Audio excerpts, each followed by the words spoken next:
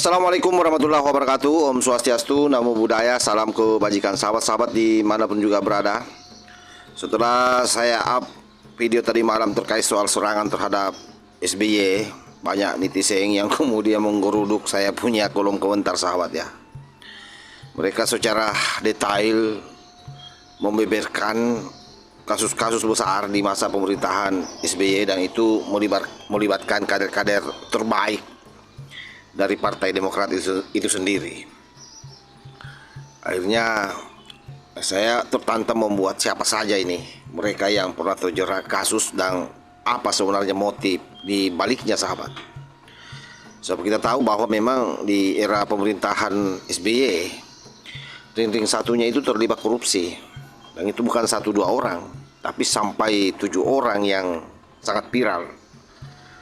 Nah, ini hal yang saya kira menarik ya, mencoba membedah sesungguhnya di negeri ini siapa saja para politisi yang acap kali seolah-olah kalau bicara bersih, tapi ternyata penuh dengan lumpur. Sebab kita tahu bahwa di era pemerintahan SBY, Partai Demokrat saya kira bukan saja cuma berkuasa, tapi juga menguasai DPR ya, legislatif. Sangat kuat kala itu.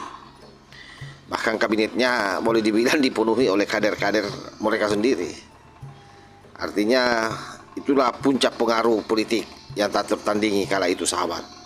Namun ironisnya, ini menjadi ironis ya, karena di masa yang sama kader Demokrat itu justru menjadi salah satu yang paling banyak ditangkap oleh KPK. Nah, kalau kita mau urai satu-satu, misalnya Nasaruddin, kita ingat semua bahwa dia ini adalah bendahara umum yang merupakan otak koruptor Wisma Atlet, dan dia juga menyebut-nyebut nama Ibas kala itu. Tapi anehnya sampai hari ini Ibas tidak pernah diperiksa oleh KPK. Ya mungkin karena tidak ada bukti aliran dana ke sana, walau alam lah. Karena waktu itu kan masih Pak SBY yang menjadi presiden. Nama yang kedua yang paling dahsyat kala itu Anas Urbaningrum. Tak kala dia terpilih menjadi ketua umum Partai Demokrat, luar biasa.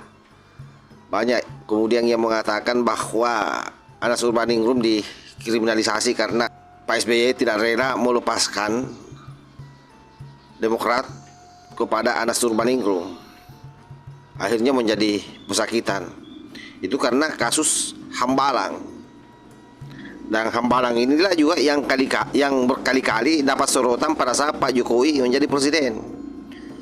Saya masih ingat sekali itu, kalau serangan sangat kencang dari Demokrat, Pak Jokowi hanya pergi foto-foto di depan Hambalang yang mangkrak. Ambruk lagi waktu itu Pak SBY serangannya. Dan yang paling luar biasa juga sangat viral kala itu, mantan putri anak Indonesia, seorang kader muda ya, yang dianggap ikon lah di Demokrat kala itu, Angelina Sondag. Sebagai anggota DPR, dia terjerat suap Wisma Atlet, sahabat. Dan itu peristiwa yang sangat viral. Pertama karena dia mantan putri Indonesia, kedua dia adalah salah seorang ikon di Partai Demokrat kala itu. Lalu ada sekampung saya ini, mantan Menteri Pemuda dan Olahraga, yaitu Andi Alfian Malarangeng. Waktu itu dia masuk juga karena kasus Hambalang. Jadi banyak memang. Itu sudah berapa saya sebutkan tadi? Sudah 4 ya. Lalu ada juga mantan Menteri SDM yang namanya Bapak Jerwacik. Ini juga korupsi di kementeriannya yang dia pimpin. Ada juga petinggi partai namanya Marta Timurdaya. Dia ini Dewan Pembina di Partai Demokrat, sahabat. Kalau ini izin perkebunan kalau tidak salah. Kemudian ada juga yang nyentrik dulu, salah seorang politisi Demokrat namanya Sultan Batugana. Itu korupsi APBN di SDM. Tapi beliau sudah almarhum, kasihan, tidak sempat menyelesaikan hukumannya karena waktu itu dia diancam hukuman 12 tahun dia harus jalani, tapi tidak selesai, almarhum. Kita doakan mudah-mudahan beliau husnul khotimah. Dan ada lagi yang lain sebenarnya yang tidak sempat terdeteksi. Siapa itu? Denny Indrayana.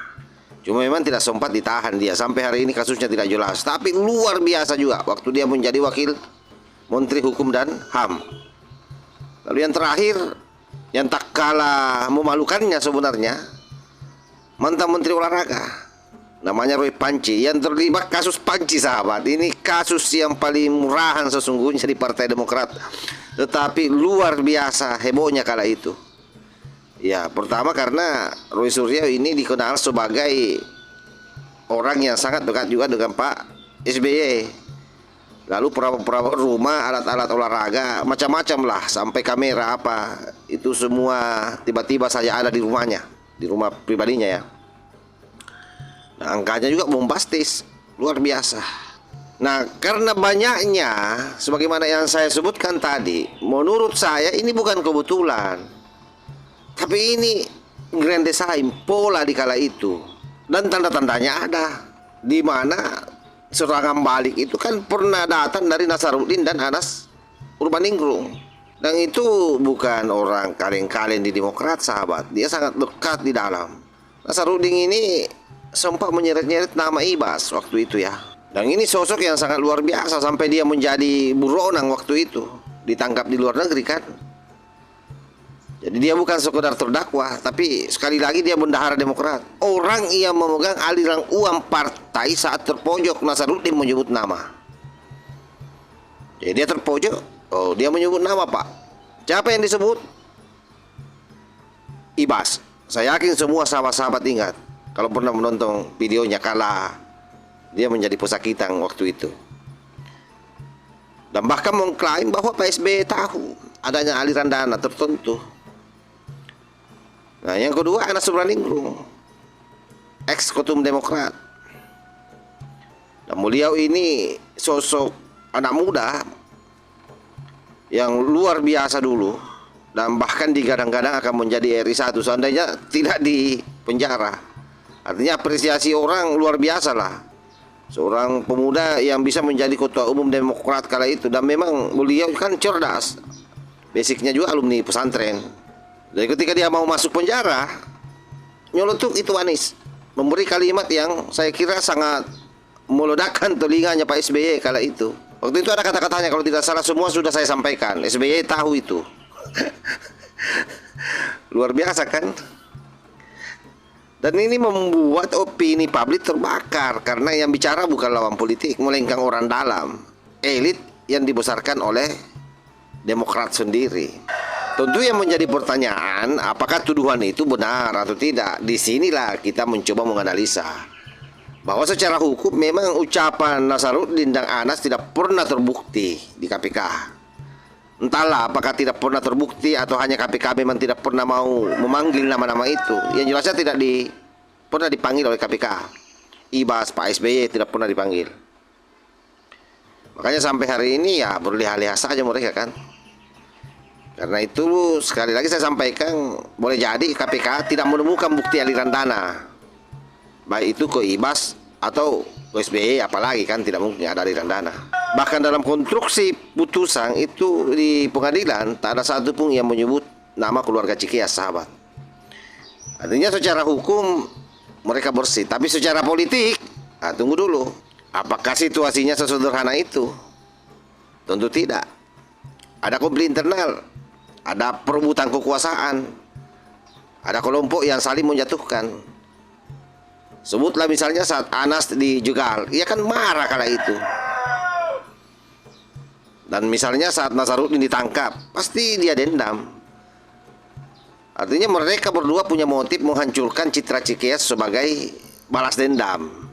Artinya orang melihatnya ini tidak murni, terutama orang-orang Demokrat ya, bahwa hanya karena mereka dendam. Apalagi tidak terbukti disebut di dalam putusan pengadilan. Tapi wallahu alam lah, intinya bahwa saat itu memang mereka lah pengendalinya, Pak SBY sebagai presiden kan. Sehingga apa yang menjadi tuduhan-tuduhan dari kedua orang ini tentu wilayahnya abu-abu atau politik, sahabat, bukan wilayah hukum. Tetapi secara politik ya Wajar saja kalau kemudian banyak orang yang menduga-duga bahwa mereka terlibat. Dan sampai hari ini pertanyaan itu selalu muncul, termasuk di kolom komentar yang saya up tadi malam ya. Banyak sekali komentar yang seolah-olah Pak SBY terlibat di dalamnya, Ibas terlibat di dalamnya. Nah, bahkan itu menjadi pertanyaan besar kalau saya melihat dari seluruh komentar yang ada. Karena mereka menyimpulkan bahwa betul secara hukum tidak terbukti, tapi ini soal logika kekuasaan. Bagaimana mungkin bendahara partai korup, ketua umum korup, menteri-menteri korup, anggota DPR korup, Dewan Pembina terlibat suap, proyek raksasa seperti Hambalang ambruk total, tapi pimpinan tertinggi disebut tidak tahu sama sekali. Nah, sekali lagi bahwa ini bukan tuduhan, tapi ini pertanyaan politik yang saya kira sangat wajar. Dan sampai hari ini belum terjawab. Karena itu kita akan mencoba menjawab di sini. Bahwa memang di partai politik Indonesia ini korupsi bukan soal instruksi, tapi soal sistem yang bobrol. Tidak ada bukti keluarga Cikeas memerintah kader untuk melakukan korupsi. Tapi ada satu fakta bahwa sistem pendanaan politik Demokrat di era itu sangat kacau dan tidak terkendali. Itu yang memicu gelombang korupsi. Jadi sekalipun bukan Pak SBY yang menyuruh, tapi kelemahan sistem yang membuat kader begitu berani bermain sendiri-sendiri, sahabat. Dan ini menunjukkan satu hal yang sama, bahwa efek dari ongkos politik yang begitu mahal, kadernya mencari uang dari proyek dan korupsi, akhirnya kemudian meledak. Jadi bukan soal Demokrat saja ya, karena saya yakin banyak juga partai-partai atau anggota-anggota partai yang melakukan itu. Inilah penyakit yang sangat sistemik. Dan saya kira bukan penyakit keluarga SBY saja ya. Banyaklah saya kira. Cuma memang dalam konteks partai yang paling barbar di masa kepemimpinannya, tidak bisa dihindari dengan Demokrat. Sekalipun Pak SBY tidak terbukti, tapi kita harus berani mengatakan bahwa sistem yang dia bangun gagal kala itu. Tidak ada bukti hukum bahwa keluarga Cikeas terlibat korupsi, tapi ada fakta politik bahwa kader Demokrat di era SBY banyak di kerangkeng KPK. Sehingga pada akhirnya sahabat, Demokrat di era SBY memang memberikan pelajaran besar bagi kita semua, bahwa yang namanya kekuasaan besar itu tanpa pengawasan ketat akan melahirkan korupsi yang gila-gilaan. Bahwa partai yang menguasai pemerintahan harus punya integritas yang lebih kuat. Bahwa politik biaya tinggi adalah mesin perusak demokrasi, itu harus kita akui. Pernyataan terdakwa bisa mengguncang opini, tetapi hanya bukti yang bisa menjatuhkan.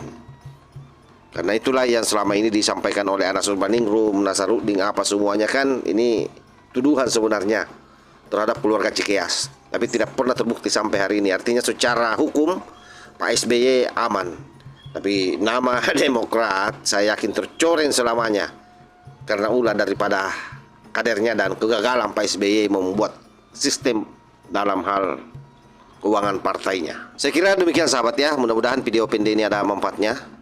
Wallahul muwaffiq ila aqwamit thariq. Wassalamualaikum warahmatullahi wabarakatuh.